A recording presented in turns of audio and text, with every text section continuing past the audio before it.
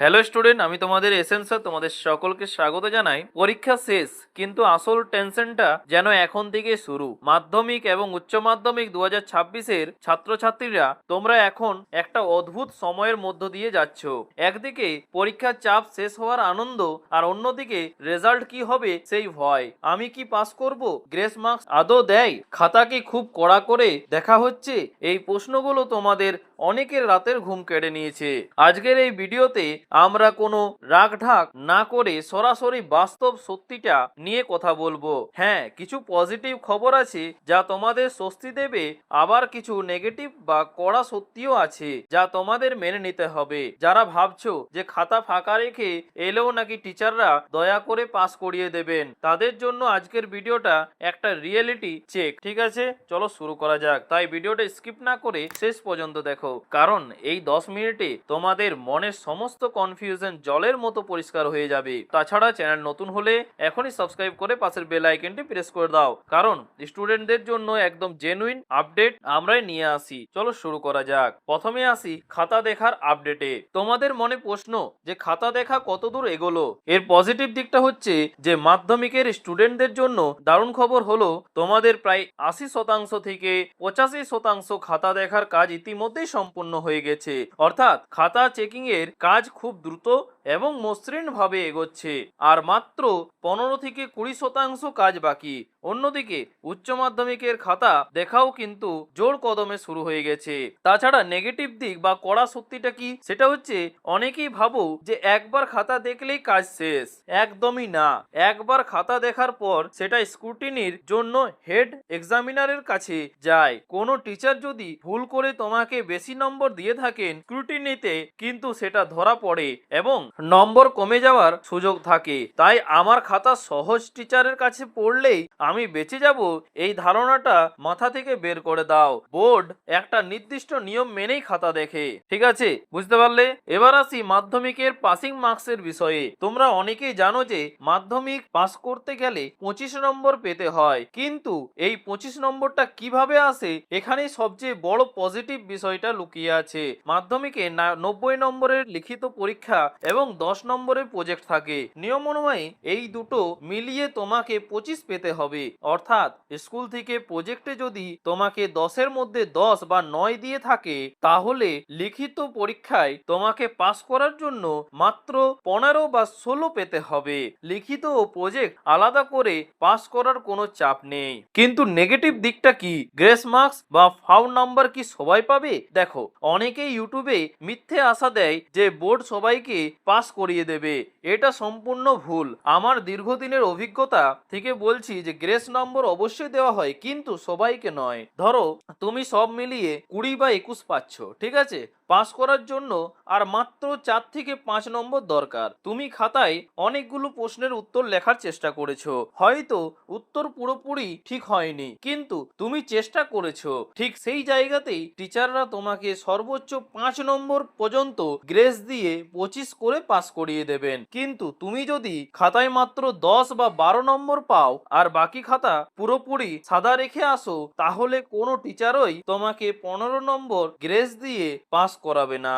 অর্থাৎ যারা পাসিং মার্কসের খুব কাছাকাছি গিয়ে আটকে যায়, শুধুমাত্র তাদেরকেই বোর্ড টেনে তুলে দেয়, আর যারা খাতায় কিছুই লেখেনি তাদের ফেল করার ছাড়া আর কোনো উপায়ই থাকে না। তাহলে উচ্চ মাধ্যমিকের স্টুডেন্টদের জন্য বিষয়টা মাধ্যমিকের মতো এতটা সহজ নয়। এখানেই কিন্তু পাস করার নিয়ম বেশ কিছুটা আলাদা এবং একটু কড়া। নেগেটিভ বা সতর্কমূলক দিক কি, সেটা হচ্ছে উচ্চ মাধ্যমিকে প্রজেক্ট এবং লিখিত পরীক্ষাকে একসাথে মিলিয়ে পাস করার কোনো সুযোগ নেই। তোমাকে থিওরি বা লিখিততে আলাদা করে পাস করতে হবে এবং প্রজেক্ট বা প্র্যাকটিক্যালে আলাদা করে পাস করতে হবে। যাদের পরীক্ষায় 40 নম্বরের প্রশ্ন ছিল, ঠিক আছে, তাদের লিখিততে অন্তত 12 পেতেই হবে। আর যাদের 35 নম্বরের প্রশ্ন ছিল, তাদের লিখিততে অন্তত 10 পেতে হবে। থার্ড সেমিস্টার, ফোর্থ সেমিস্টার এবং প্রজেক্ট এই পুরো বিষয়টাকে ক্যালকুলেট করে তোমাদের রেজাল্ট তৈরি হবে। এবার চলে আসি যে পজিটিভ দিক ও গ্রেস মার্কস কি দেওয়া হয়। দেখো, উচ্চ মাধ্যমিকেও কি গ্রেস নম্বর দেওয়া হয়? হ্যাঁ, দেওয়া হয়, তবে মাধ্যমিকের মতো 5 নম্বর নয়। উচ্চ মাধ্যমিকে সাধারণত সর্বোচ্চ 3 নম্বর পর্যন্ত গ্রেস দেওয়া হতে পারে। ধরো 35-এর মধ্যে পাসিং মার্কস 10, তুমি নিজের চেষ্টায় 7 বা 8 পেয়েছো আর খাতায় কিছু এক্সট্রা উত্তর লেখার চেষ্টা করেছো, তখন টিচাররা তোমাকে 2 থেকে 3 নম্বর দিয়ে পাস করিয়ে দেবেন। কিন্তু ওই একই শর্ত, খাতায় যদি লেখা না থাকে, শূন্য খাতায় কেউ নাম্বার বসাতে পারবে না। তাই যারা ভয়ে আছো যে আমি কি পাস করব, নিজের মনকে কিন্তু প্রশ্ন করো যে তুমি কি খাতায় কিছু লিখে এসেছো। যদি লিখে আসো এবং কাছাকাছি নাম্বারও পাও, তো বোর্ড তোমাকে ফেল করাবে না, এটা নিশ্চিত থাকতে পারো।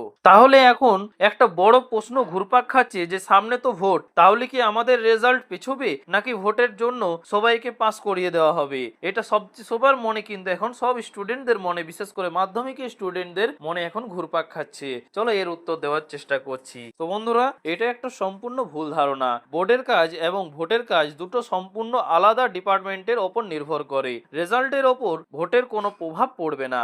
আর ভোট আছে বলে সবাইকে ঢালাও পাস করিয়ে দেওয়া হবে এমনটাও কিন্তু নয়। তাহলে রেজাল্ট কবে বেরোচ্ছে? মাধ্যমিকের পরীক্ষা শেষ হয়েছিল 12 তারিখে, ঠিক আছে। বোর্ডের ট্র্যাক রেকর্ড এবং বর্তমান খাতা দেখার স্পিড অনুযায়ী আমরা আশা করতে পারি মে মাসের প্রথম বা দ্বিতীয় সপ্তাহের মধ্যেই মাধ্যমিকের রেজাল্ট চলে আসবে। আর উচ্চ মাধ্যমিকের ক্ষেত্রে যেহেতু পরীক্ষা শেষ হয়েছে 27শে ফেব্রুয়ারি, তাই মে মাসের তৃতীয় বা চতুর্থ সপ্তাহে তোমরা রেজাল্ট আশা করতেই পারো। তাহলে এখন তোমাদের কি করা উচিত? ঠিক আছে, দেখো, রেজাল্ট বেরোতে এখনো কিন্তু বেশ কিছুটা সময় বাকি। এই সময়টা কিছু টেনশন করে বা রোজ ইউটিউবে ফেক নিউজ দেখে নষ্ট করো না। যারা মাধ্যমিক দিলে তারা এখন থেকেই একাদশে কোন স্ট্রিম নিয়ে পড়বে, সায়েন্স, আর্টস নাকি কমার্স, ঠিক আছে, বা বিভিন্ন কোর্সের বিষয়ে কিন্তু খোঁজ নাও। আর দরকার হলে স্পোকেন ইংলিশ বা বেসিক কম্পিউটার স্কিল শেখা শুরু করো। আর যারা উচ্চ মাধ্যমিক দিলে, তোমাদের সামনে এখন অনেক বড় যুদ্ধ, কলেজে ভর্তি, ঠিক আছে, এন্ট্রান্স পরীক্ষা বা প্রতিযোগিতামূলক পরীক্ষার প্রস্তুতি এখন থেকে শুরু করে দাও। রেজাল্ট যা হওয়ার কিন্তু তা হয়ে গেছে, ঠিক আছে। খাতায় যা লেখার লিখে এসেছো সেটা আর বদলানো যাবে না। তাই ভবিষ্যতের দিকে ফোকাস করো এবং এই আগে বেড়ে যাও। আশা করি আজকের এই ভিডিও থেকে মাধ্যমিক এবং উচ্চ মাধ্যমিকের পাসিং মার্কস, গ্রেস নম্বর বা খাতা দেখার আসল বাস্তবতা সম্পর্কে তোমাদের সমস্ত কনফিউশন দূর হয়েছে। আমি সবসময় চেষ্টা করি তোমাদের সামনে রিয়েল ফ্যাক্ট তুলে ধরার, মিথ্যে আর সান্ত্বনা দেওয়ার কোনো ইচ্ছে আমার নেই, ঠিক আছে। ভিডিওটি ইনফরমেটিভ মনে হলে অবশ্যই কিন্তু একটা লাইক করে দিও এবং পরবর্তীতে এখানে কিন্তু বহু ইম্পর্টেন্ট কিন্তু তোমরা তথ্য পেতে চলেছো।